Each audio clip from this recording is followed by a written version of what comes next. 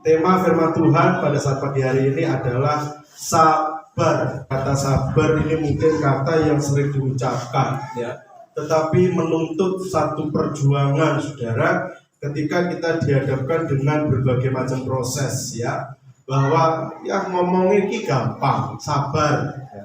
Menghadapi apapun sabar, ya gampang. Tetapi memang itulah, saudara, ya, kenyataan hidup yang harus kita jalani dan kita menyikapi dengan sabar. 1 Korintus pasal yang keempat ayat 11 sampai 13. Sampai pada saat ini kami lapar, haus, telanjang, dipukul, dan hidup mengembara. Kami melakukan pekerjaan tangan yang berat. Kalau kami dimaki, kami memberkati. Kalau kami dianiaya, kami sabar. Kalau kami difitnah, kami tetap menjawab dengan ramah. Kami telah menjadi sama dengan sampah dunia, sama dengan kotoran dari segala sesuatu, sampai pada saat ini. Amin, puji Tuhan. Tulisan Paulus di pasal yang keempat ayat 11 sampai 13, kata kuncinya adalah sabar. Paulus menyikapi segala sesuatunya itu dengan sabar. Malah ada satu statement yang Paulus sampaikan di sana, kami telah menjadi sama dengan sampah dunia, sama dengan kotoran dari segala sesuatu. Tetapi prinsipnya adalah apapun situasi yang dihadapi, bagaimanapun keadaan kondisinya, jangan sampai kita menyerah kalah, kita menjadi anak-anak Tuhan yang memberontak, ya. Tetapi firman Tuhan yang menjadi tema kita, menghadapi segala sesuatu, kami tetap sabar. Meskipun kami dianggap sampah, ya, kami dianggap sebagai kotoran dari segala sesuatu. Seorang Paulus, ya, dia menjadi orang yang gampang sekali difitnah, gampang sekali dimaki-maki, gampang sekali dianiaya, saudara. Dan dari semua perjalanan hidup yang dialami oleh Paulus, dia menghadapi itu semua dengan sabar. Kalau kita mau jujur-jujuran, ya, kondisi yang dialami oleh Paulus dengan apa yang kita alami itu tidak sebanding belas, saudara. Paulus karam kapal 2 kali.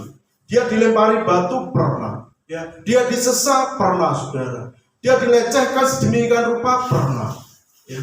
Tetapi menyikapi itu semua, Paulus menuliskan di sini, kami dianiaya, kami sabar. Kami dimaki, kami sabar, ya.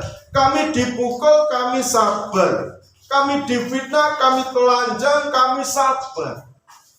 Memang ini hal yang gak mudah. Iya, saya mengakui ini, saudara. Ketika kita diperlakukan dengan tidak adil, untuk kita tetap sabar, itu memang hal yang gak mudah. Tetapi bukan berarti kita nggak bisa. Aku ngelakoni pagawean kasar kang abot, yang aku dipoyoki, aku podo mujekake becik, yang aku dikuyo-kuyo, aku podo sabar. Dipoyoki, aku sabar. Dikuyo-kuyo, aku tetap sabar. Amin, saudara.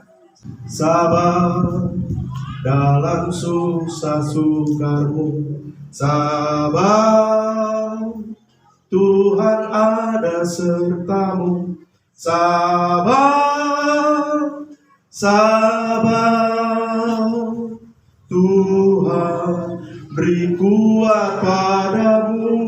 Yang namanya sabar itu harus menjadi sesuatu yang harus kita tampilkan, dan itu menjadi pembeda kita, saudara, dengan orang-orang yang di luar sana, dengan orang-orang yang tidak percaya kepada Yesus.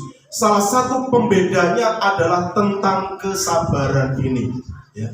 Nah, kita melihat, saudara, mengapa kita harus sabar. Pengkhotbah pasal yang ke-10 ayat yang ke-4. Jika amarah penguasa menimpa engkau, janganlah meninggalkan tempatmu, karena kesabaran mencegah kesalahan-kesalahan yang besar. Karena kesabaran mencegah kesalahan-kesalahan yang lebih besar, ya. Sabar itu mencegah segala tindakan-tindakan yang anarkis, saudara. segala tindakan-tindakan yang bertentangan dengan hukum, ya, itu semua bisa dicegah kalau seseorang itu sabar. Mengapa saya dan saudara dituntut supaya sabar? Ya. Alkitab memberitahukan sebab kesabaran itu mencegah kesalahan-kesalahan yang besar. Amsal 15 ayat yang ke-18, 2, 3. Si pemarah membangkitkan pertengkaran, tetapi orang yang sabar memadamkan perbantahan. Maju lagi, orang yang sabar melebihi seorang pahlawan, orang yang menguasai dirinya melebihi orang yang merebut kota. Janjane pingine ngamuk, ya. Tetapi ketika lawan bicara kita itu sabar, sabar itulah yang memadamkan amarah kita, saudara. Tapi coba, kita yang sudah emosi, terus lawan bicara kita juga emosi, ya, oh jadi, saudara. Des gitu meledak. Tapi kalau kita mungkin niatnya itu pengen marah, terus pasangan kita itu sabar. Seperti api yang disiram air, saudara. Makjas. Ya. Amin, saudara. Kita sama kata-katakan makjas. 2, 3. Makjas. Ya kan enak, saudara. Ya. Makjas. Nah, yang kedua, saudara, Ibrani pasal 6 ayat 15, 2, 3. Abraham menanti dengan sabar, dan dengan demikian ia memperoleh apa yang dijanjikan kepadanya. Ya.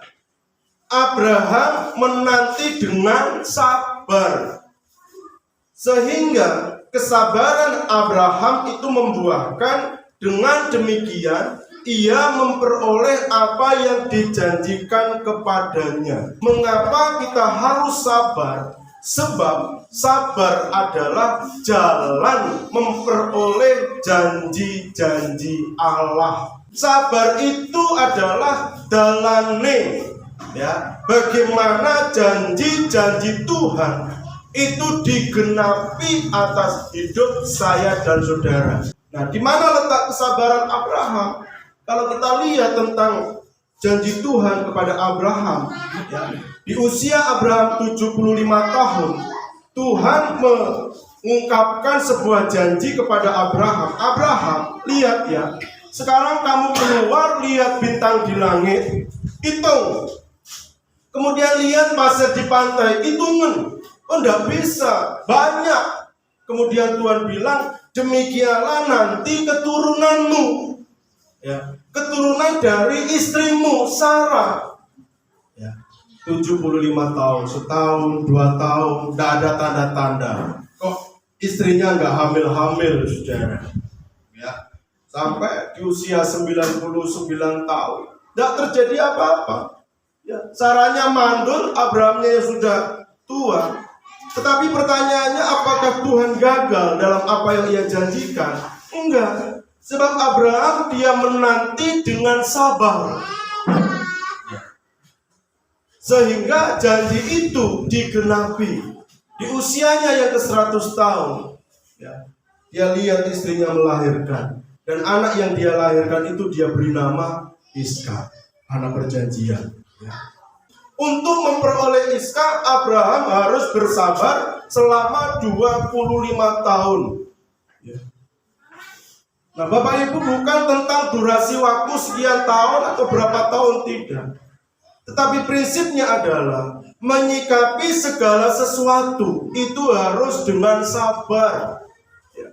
Jangan gerusa-gerusu. Jangan karena Tuhan gak menjawab doa kita, ya, atau segala sesuatu yang terjadi itu seakan-akan gak sesuai dengan apa yang kita inginkan, kita gak sabar, terus kita mundur. Kalau kita lihat bangsa Israel, mereka berjalan keluar dari tanah Mesir menuju ke tanah perjanjian, bicara tentang janji Tuhan, korelasinya dengan kesabaran, saudara. Pertanyaannya sekarang, ya, hanya orang-orang yang sabar dalam perjalanan di padang belantara selama 40 tahunlah yang sampai di tanah perjanjian. Artinya memperoleh janji-janji Tuhan. Terus yang lain bagaimana? Sebab mereka tidak sabar. Orang daging mereka bersungut-sungut, kurang sayuran mereka bersungut-sungut, kurang air mereka bersungut-sungut, musanya nggak turun-turun mereka bersungut-sungut, segala sesuatu yang terjadi nggak sesuai dengan apa yang mereka harapkan, mereka bersungut-sungut. Gagal dalam perjalanannya. Bukan tentang Tuhan yang tidak menggenapi janji kepada mereka, tidak. Sebab prinsipnya adalah orang yang sabarlah yang akan menerima segala janji-janji Tuhan. Siapa itu? Ya orang yang sampai di tanah perjanjian. Generasi pertama yang diwakili oleh Yosua dan Kaleb. Yosua dan Kaleb dia mengatakan, ya, kalau Allah ada bersama dengan kita, sedangkan Allah mereka sudah meninggalkan mereka, jangan takut, maju saja. Bahasa Malangnya itu rawe-rawe rantas, malang-malang butung. Tantangan masalah apapun, jalan terus maju, jangan mundur. Tapi bahasa Israel yang lain, mundur, sehingga mereka tidak mengalami segala janji Tuhan. Jadi prinsip yang kedua, mengapa saya dan saudara harus sabar? Sebab kesabaran itu jalan untuk memperoleh janji-janji Allah. Jangan-jangan saudara, ketika Tuhan berjanji, Dia hendak memberkati kita, Dia mau berikan, nyatakan janji berkatnya itu pada kita.